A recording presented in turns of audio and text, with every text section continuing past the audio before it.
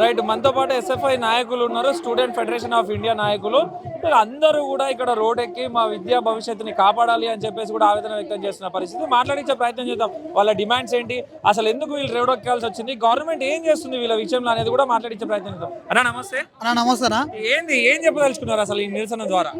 అయితే ఈ రోజు ఏదైతే ఆగస్టు 6వ తారీఖున మహాధరణ కార్యక్రమం భారత విద్యార్థి ఫెడరేషన్ తెలంగాణ రాష్ట్ర కమిటీ ఆధ్వర్యంలో నిర్వహించడం జరుగుతూ ఉందో, ఈ ధర్నా యొక్క ముఖ్య ఉద్దేశం ఏం లేదన్నా, తెలంగాణ రాష్ట్రంలో ఉన్నటువంటి పేద విద్యార్థులు ఎవరైతే ప్రైవేట్ యూనివర్సిటీలలో చదువుకోవడానికి ఇబ్బందులు పడుతూ గవర్నమెంట్ కాలేజీలలో స్కాలర్షిప్ల పేరు మీద రియంబర్స్మెంట్ మీద ఆధారపడి చదువుకున్నటువంటి ఎవరైతే పేద విద్యార్థులు ఉన్నారో వాళ్ళకి అసలు స్కాలర్షిప్లు రాక రియంబర్స్మెంట్ లేక విద్యార్థులు రోడ్లపైకి వచ్చి ధర్నా చేస్తున్నారు. మీ కళ్ళ ముంగల కనబడతా ఉన్నది. కాబట్టి మేము భారత విద్యార్థి ఫెడరేషన్ ఒకటే అడుగుతా ఉన్నాం, రేవంత్ రెడ్డి గారు మీరు ఏం చెప్పారు, మా హామీలలో ప్రజాపాలన ఉంటుంది, ప్రజలకు సకాలంలో మేము రియంబర్స్మెంట్ ఇస్తామని చెప్పారు. కానీ ఈ రోజు తెలంగాణ రాష్ట్రంలో ఉన్నటువంటి విద్యార్థి యువత అంతా మనకి ఇందిరా పార్క్ దగ్గర కనబడతా ఉన్నది.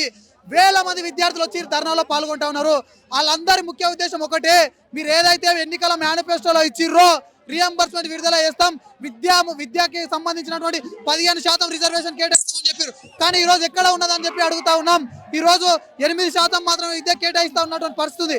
కాబట్టి భారత విద్యార్థి ఫెడరేషన్ గా ఒకటే అడుగుతా ఉన్నాం, తెలంగాణ రాష్ట్రంలో ఉన్నటువంటి పేద విద్యార్థులకు స్కాలర్షిప్లు రియంబర్స్మెంట్ వెంటనే విడుదల చేయాలి. ఏవైతే టీచర్ పోస్టులు భర్తీగా లేవు, ఎంఈఓలు ఇన్ఛార్జీలు ఎంఈఓలు ఉంటారు, విద్యార్థులు తీవ్ర ఇబ్బందులు గుర్తిస్తూ ఉన్నారు, మెస్ ఛార్జీలు ఇయ్యారు. అసలు ఇది ఏ రకంగా ప్రజాపాలన? నువ్వు ఢిల్లీలో జరిగిన జంతర్ మంతర్లో జరిగినటువంటి ర్యాలీ నిర్వహిస్తూ నువ్వు ర్యాలీలు తీస్తావు, అక్కడ ప్రభుత్వానికి వ్యతిరేకంగానే విద్యార్థులు పోరాటం చేసిర్రు. అదే తెలంగాణలో కూడా రిపీట్ అవుతుంది. రేవంత్ రెడ్డి, మేము కూడా నీకు అగెనెస్ట్ గా నువ్వు చేస్తున్నటువంటి నిర్బంధాలకు వ్యతిరేకంగా పోరాటం చేయడానికి ఈ రోజు రోడ్డెక్కిన విద్యార్థులను చూసినావు. ఇప్పటికైనా నువ్వు కళ్ళు తెరిచి మాట్లాడకపోతే ఖబర్దార్ రేవంత్ రెడ్డి. తెలంగాణ రాష్ట్రంలో ఉన్నటువంటి ప్రతి రాష్ట్రంలో ఎస్ఎఫ్ఐ ఉన్నది, ప్రతి జిల్లాలో ఎస్ఎఫ్ఐ ఉన్నది, ప్రతి నియోజకవర్గంలో ఉంది, గ్రామాన ఎస్ఎఫ్ఐ నాయకుడు కదులుతాడు, ఈ యొక్క నిరసనలు ఉధృతం చేస్తాడు. లేని పక్షంలో ఇప్పటికైనా నువ్వు మా రియంబర్స్మెంట్ విడుదలయ్యాయి, స్కాలర్షిప్లు విడుదలయ్యాయి, లేకపోతే నియోజకవర్గ స్థాయిలో ఉన్నటువంటి ప్రతి విద్యార్థిని బయటికి కలుపుతాం, ఆందోళన కార్యక్రమాలు చేపడతాం. ఢిల్లీలో జంతర్ మంతర్ జరిగినది అది ఒక షాంపిల్ మాత్రమే. తెలంగాణలో కూడా అదే విధంగా భారత విద్యార్థి ఫెడరేషన్ గా మేము చేస్తాం. తట్టుకునే దమ్ము ధైర్యం ఉందంటే రిలీజ్ చేయకు. లేని పక్షంలో ఈ విద్యార్థులను చూడండి, మీరు ఎంతమంది విద్యార్థులు ఈ రోజు ఇందిరా ధర్నా ఉన్నారు. కాబట్టి ఇంతమంది విద్యార్థులకు సమస్యలు ఏందో రోడ్ ఎక్కిరా అని చెప్పి మేము అడుగుతా ఉన్నాం. ఇప్పటికైనా ఇంత జరుగుతా ఉన్నా ఎందుకు నువ్వు రోడ్డు మీదకి వచ్చి మాట్లాడట్లేదు, ఎందుకు నీ మంత్రులు మాట్లాడట్లేదు? ఎందుకంటే నీకు నిశ్చింతగా ఉండే నికాస్ అయినటువంటి విద్యాశాఖ మంత్రి లేకపోవడం ప్రధాన కారణం. నువ్వు సీఎం బాధ్యతలు నిర్వహిస్తావు, అటు విద్యాశాఖ మంత్రిని చూస్తా అంటావు. విద్యాశాఖలో ఏమేమి లోటుపాట్లు ఉన్నాయో ఎంతవరకు మీకు తెలుసు అని మీరేమో విద్యాశాఖ మంత్రి లేడు అని ఆరోపిస్తున్నారు.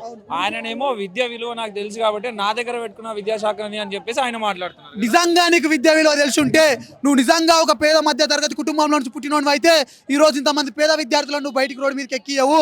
ఎవరైతే పేద విద్యార్థులు చదువుకోవడానికి ఎవరండి స్కాలర్షిప్ల మీద చదువుకునేది, ఎవరండి రియంబర్స్మెంట్ మీద చదువుకునేది? ఈ విషయం ముఖ్యమంత్రి గారికి తెలియదా? మరి ఎందుకు తెలిసినా కానీ మౌనంగా ఉంటున్నాడు, ఎందుకు బయటకు వచ్చి మాట్లాడడం లేదు? ఆయనకు నిజంగా విద్య పైన హక్కు ధైర్యం ఉంటే, నిజంగా విద్యార్థుల పట్ల ప్రేమ ఆత్మాభిమానం ఉంటే బయటకు వచ్చి మాట్లాడు, మాతో పాటు పోరాటాలు చేయండి.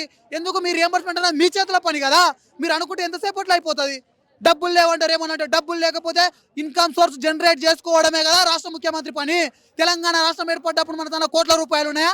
అప్పుడు ఉన్నటువంటి ప్రభుత్వం రియంబర్స్మెంట్ ఇచ్చింది కదా. ఇయ్యనటువంటి ప్రభుత్వాన్ని పేద విద్యార్థులు ఏం చేసిరో మీరు చూసిర్రు. 10 సంవత్సరాలు పరిపాలించినటువంటి కేసీఆర్ ప్రభుత్వం విద్యార్థులతో పెట్టుకుంటే ఏం గత అయిందో మీరు చూసిర్రు. నీ అంతగా వివరించినటువంటి కేసీఆర్నే మేము దింపినాం. నువ్వో లెక్క కాదు మాకు రేవంత్ రెడ్డి. కానీ నువ్వు మాతో చర్చలు జరుపు, మా విద్యార్థుల పక్షాన మాట్లాడు, పెండింగ్లో ఉన్నటువంటి రియంబర్స్మెంట్ విడుదల చేయి, నీకు మేము మద్దతుగా ఉంటాం. లేని పక్షంలో నీపై ఎలాంటి పోరాటాలు చేయడానికైనా భారత విద్యార్థి ఫెడరేషన్ సిద్ధంగా ఉందని చెప్పి తెలియజేస్తా ఉన్నాం.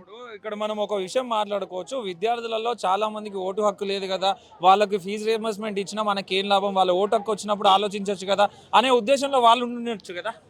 ఖచ్చితంగా నిజంగా మీకు ఆ ఉద్దేశం ఉంటే రేవంత్ రెడ్డి గారు మీరు పప్పులా కాలేసినట్టు అని చెప్తా ఉన్నాం. ఈ రోజు ఇంటర్ చదివే విద్యార్థి డిగ్రీకి వెళ్తాడు, డిగ్రీకి వెళ్ళిన తర్వాత అబ్బాయి కోటాకు రాదా? డిగ్రీ విద్యార్థుల కోటాకు లేదా అప్పుడు ఆ అబ్బాయి ఎవరు కోటేస్తారు? మీరు అలా అనుకుంటే ఒక తరాన్ని నాశనం చేసినట్టు రేవంత్ రెడ్డి గారు. ఎందుకంటే అదే విద్యార్థి ఇంటికి పోయి వాళ్ళ అమ్మ నాయనకి చెప్తాడు, రేపు పొద్దుగాల కాలేజీలో సర్టిఫికేట్ ఇవ్వకపోతే ఎందుకు ఇస్తలేరని వాళ్ళ తల్లిదండ్రులు అడగరా? అడిగినప్పుడు రేవంత్ రెడ్డి ప్రభుత్వం మాకు రీఎంబర్స్మెంట్ స్కాలర్షిప్ ఇస్తలేదని చెప్పి ఖచ్చితంగా వాళ్ళు మాట్లాడతారు. అది నీ ప్రభుత్వానికి చెంపపెట్టి దెబ్బనే. ఇదే విధంగా అనుకున్నటువంటి కేసీఆర్ గతి ఏమైంది? ఈ రోజు ఫామ్ హౌస్లోకి వెళ్ళి బయటికి రానటువంటి పరిస్థితిలో ఉన్నాడు. ఈ రోజు కేటీఆర్ అశోక్ నగర్ చుట్టూ ఎందుకు తిరుగుతా ఉన్నాడు? అధికారంలో ఉన్నప్పుడు ఎందుకు రాలేడు మరి రేవంత్ రెడ్డి కేటీఆర్ గారు? అంటే అధికార బలం పోతే ఎవ్వరికైనా విద్యార్థి సంఘం కానీ విద్యార్థి నాయకులు కానీ గుర్తొస్తారు.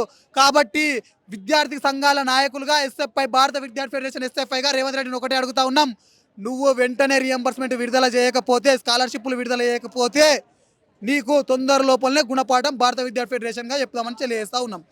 రైట్, ఇంకా కొంతమంది ఎస్ఎఫ్ఐ నాయకులు కూడా మనతో పాటు ఉన్నారు, విద్యార్థుల పక్షాన నిలబడే నాయకులు అనమాట. వీళ్ళందరూ కూడా మాట్లాడించే ప్రయత్నం చేద్దాం. అన్నా నమస్తే. నమస్తే అన్న. ఏం చెప్పదలుచుకున్నారు ఈ నిరసన ద్వారా కాంగ్రెస్ ప్రభుత్వానికి కానీ విద్యార్థి లోకానికి కానీ ఏం చెప్పదలుచుకున్నారు? నా ముఖ్య ఉద్దేశం ఏంటంటే రేవంత్ రెడ్డి వెంటనే విద్యాశాఖ మంత్రిని కేటాయించాలి. ఆయన చేయాల్సిన మొదటి పని ఏంటంటే ఆయనకి విద్యాశాఖ మీద అవగాహన లేదు, ఇది తెలిసిపోయింది.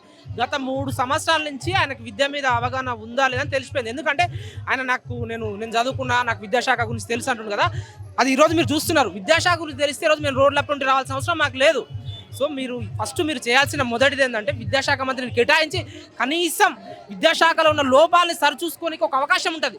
ఆయన విద్యాశాఖ మంత్రిని కేటాయించేంత మాత్రాన అన్నీ సర్దుకోపోతాయని నేను చెప్పాను. కాబట్టి విద్యాశాఖ మంత్రిని కేటాయించడం వల్ల ఏమవుతుందంటే ఇక్కడ కనీసం విద్య మీద ఒక అవగాహన, ఒక రాష్ట్ర వ్యాప్తంగా కొంచెం న్యాయం చేకూర్చే అవకాశం ఉంటుంది కంపల్సరీ. రాష్ట్ర వ్యాప్తంగా విద్యార్థులు ఎంతమంది ఉన్నారు? ఫీజు రీఎంబర్స్మెంట్ రావాల్సిన వాళ్ళు అసలు ఎంతమంది ఉన్నారు రాష్ట్ర వ్యాప్తంగా ఉన్న ఎవరికి రాలేదండి. మీరు ఉన్న ఎంతమంది 60,000 ఉంటే 20,000 వేయడము, 30,000 ఉంటే 10,000 వేయడం, ఇదా అండి కోరుకునేది?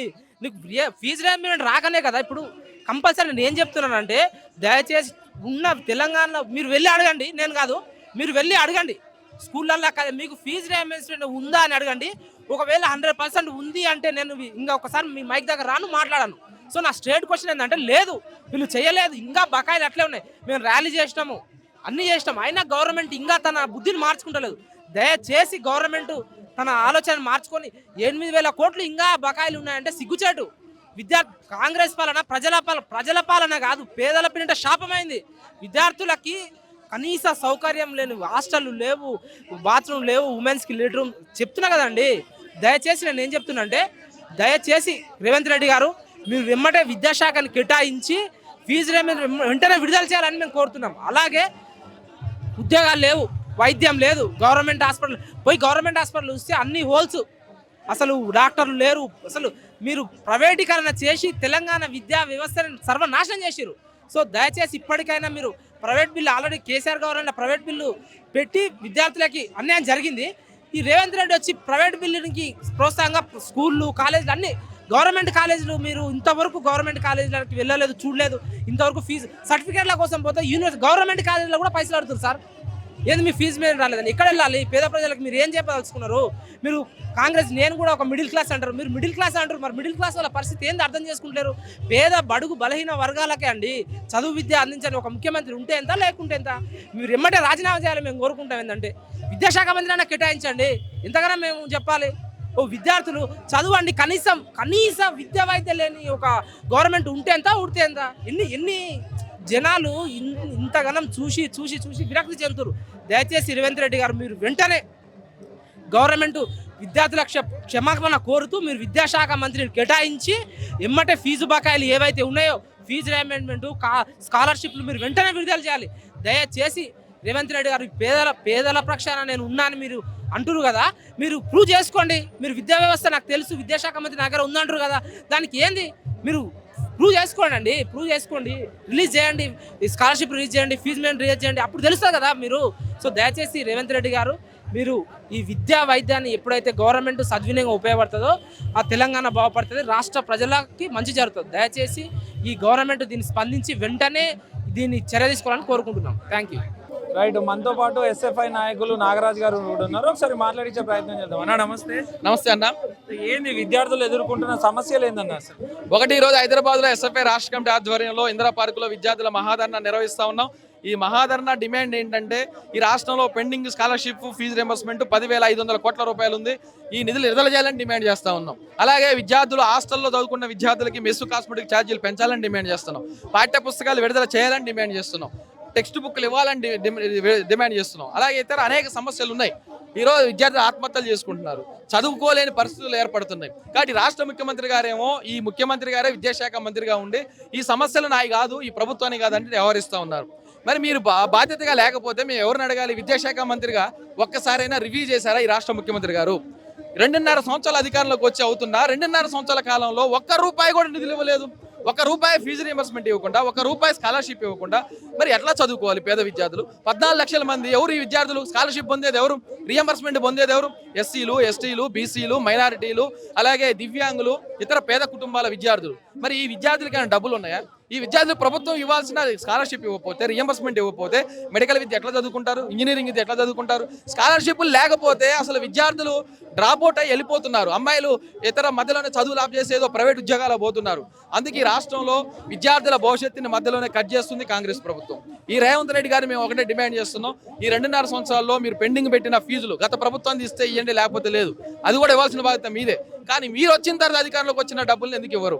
వాటిని తక్షణం విడుదల చేయాలని డిమాండ్ చేస్తూ ఈరోజు విద్యార్థులు మహాధర్నా చేస్తున్నాం. ఇప్పటికైనా మీరు స్పందించకపోతే ఈ ధర్నా విద్యార్థులు హైదరాబాద్కే పరిమితం కాదు, జిల్లాల్లోకి వస్తాం, మీ మంత్రులను అడ్డుకుంటాం, ఎక్కడికైనా వెళ్తాం. ఖచ్చితంగా విద్యార్థుల సమస్యల మీద, హక్కుల మీద మేము పోరాటం చేస్తాం. మీరేమో విద్యాశాఖ మంత్రి ఇప్పటివరకు లేరు, 3 సంవత్సరాలు అవుతున్నాయి అని చెప్పేసి మీరు అంటున్నారు. కానీ రేవంత్ రెడ్డి గారేమో విద్య ఎంత ఇంపార్టెంటో నాకు తెలుసు, విద్యా విలువలు నాకు తెలుసు కాబట్టి నా దగ్గర పెట్టుకున్నాను, ఉన్నతమైన విద్యను అందించడానికే నా దగ్గర పెట్టుకున్నాను అంటున్నారు. ఒకటండి, విద్యా విలువలు ఆయనకు తెలిస్తే ఎందుకు విద్యార్థులు ఆత్మహత్యలు చేసుకుంటున్నారు? విద్యా విలువలు ఆయన తెలిస్తే ఎందుకు ఫీజు రియంబర్స్మెంట్ పెండింగ్లో వాటి గురించి మాట్లాడలేడు? విద్యా విలువలు తెలిస్తే ఎందుకు ప్రైవేట్ స్కూల్ ప్రారంభోత్సవలేకపోతున్నాడు? విద్యా విలువలు తెలిస్తే ఎందుకు విద్యార్థులు చచ్చిపోతున్నా మౌనంగా ఉన్నాడు? విద్యా విలువలు తెలిస్తే ఎందుకు 23,000 పాఠశాలని మూసేస్తానని ప్రకటిస్తాడు?